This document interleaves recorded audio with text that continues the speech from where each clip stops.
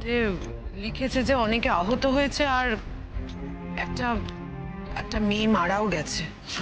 সে কি? কোন পেপারে? মানে ইংলিশ পেপারে তো বেরোয়নি। না না, বাংলা পেপারে বেরিয়েছে। নাম টাম দিয়েছে নাকি?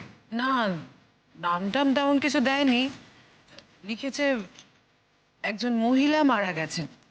তবে আমার কি মনে হয় জানিস, বনলতা তো বিয়ের পোশাকে ছিল, তেমন কিছু হলে বিয়ের পোশাকটা উল্লেখ করতো, তা তো করেনি। তাছাড়া খবরের কাগজের এই খবরটা সত্যি না মিথ্যে সেটাও তো আমরা বুঝতে পারছি না। না, তোমরা তোমরা ওকে বাড়িতে পৌঁছানোর ব্যবস্থা করো। এটা হতে পারে না ওই বাড়িতে এসছে বলে কেউ ওকে ফেরত নিচ্ছে না। আজই তোমরা ওকে বাড়িতে নিয়ে যাও। কোনো দেরি না করে ওকে বাড়িতে রেখে আসবে প্লিজ। আমার কথাটা তো বলাই হলো না। হ্যাঁ মা, বলো, কিন্তু এমন কিছু অবাস্তব কথা বলো না যেটা সম্ভব না, হয় না। না না, আমি আবার কি অবাস্তব কথা বলবো? মা, আপনি তো কালকেই বলেছিলেন ঠাকুর ওকে আমাদের বাড়িতে পাঠিয়েছেন।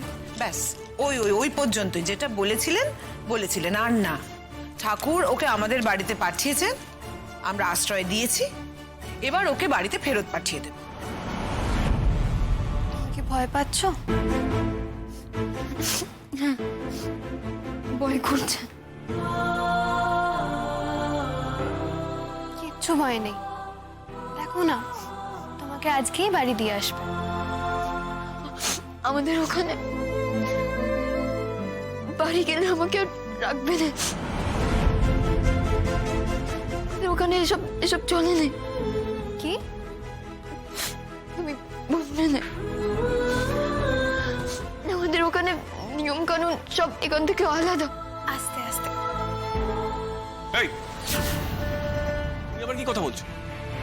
আর তুমি এখানে কি করছো? এই, তুই ওকে ওদিকে নিয়ে যা।